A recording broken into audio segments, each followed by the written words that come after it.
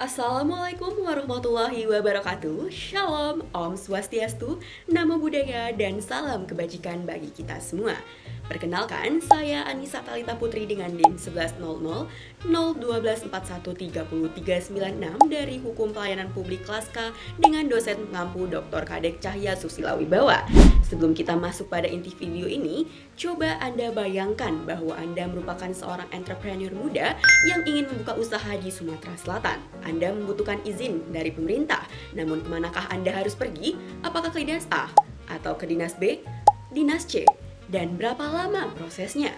Pertanyaan-pertanyaan sederhana ini seharusnya mempunyai jawaban yang jelas. Namun kenyataannya masih banyak masyarakat yang harus bolak-balik, bingung, bahkan harus naik ke komisi untuk mendapatkan informasi yang seharusnya transparan dari awal.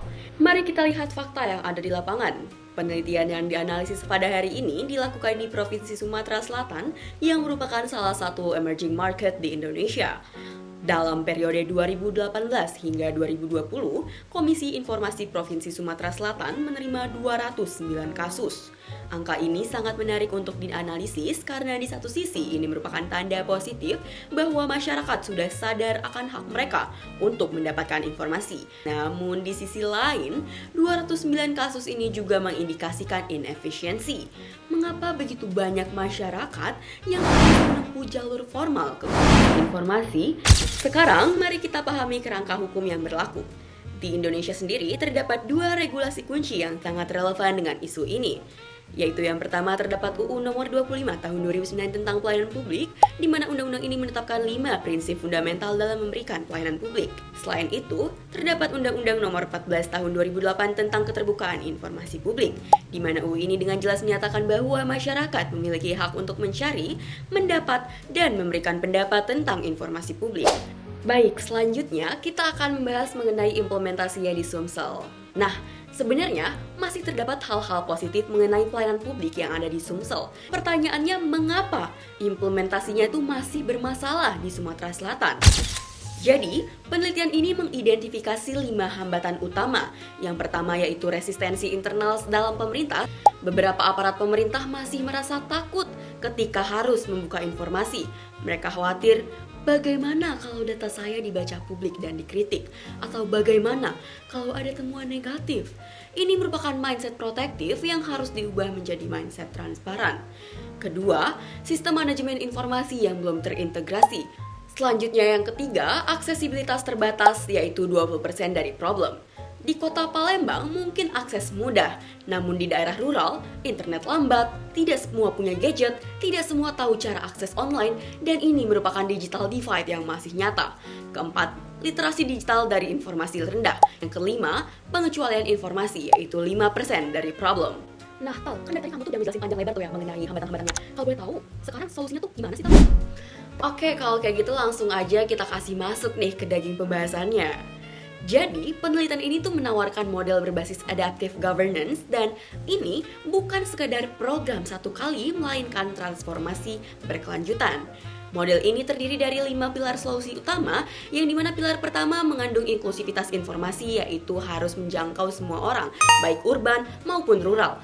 Masuk ke pilar kedua, yaitu sistem manajemen terintegrasi. Bangun satu portal informasi publik terpadu yang menghubungkan semua OPD, ini merupakan single source of truth. Dan selanjutnya yang ketiga, yaitu kurangi resistensi internal. Melakukan sosialisasi dan pelatihan masif untuk SDM pemerintah. Mereka perlu memahami transparansi itu bukan ancaman, tetapi peluang untuk membangun kepercayaan publik yang lebih kuat. Yang keempat, yaitu tingkatkan aksesibilitas, investasi infrastruktur digital seperti Wi-Fi publik gratis, broadband ke daerah terpencil, dan pilar kelima, yaitu promosi literasi digital dan informasi, memberikan pelatihan gratis kepada masyarakat tentang cara mengakses dan menginterpretasi data. Selanjutnya, ketiga prinsip yang mendukung kelima pilar ini merupakan kolaborasi, yaitu melibatkan semua stakeholder, fleksibilitas adaptif terhadap perubahan, dan pembelajaran atau continuous improvement dari kesuksesan dan juga kegagalan. Rekan-rekan progresif sekalian, jika model ini diimplementasikan dengan sungguh-sungguh, katakanlah dalam 3 tahun ke depan, apa sih dampaknya? Nah, Untuk pemerintah sendiri, otomatis kepercayaan publik akan naik, efisiensi operasional meningkat, akuntabilitas lebih kuat, serta inovasi dalam pelayanan otomatis berkembang. Sekarang, ketika saya analisis implikasi praktis dari temuan-temuan penelitian ini, ada beberapa hal yang sangat penting untuk dipahami. Pertama, implikasi untuk pemerintah daerah. Penelitian ini menunjukkan bahwa investasi dalam transparansi informasi merupakan investasi dalam kepercayaan publik dan legitimasi pemerintah. Kemudian, implikasi untuk implementasi hukum pelayanan publik. Analisis saya menunjukkan adanya gap signifikan antara regulasi dengan implementasi yang ada di lapangan.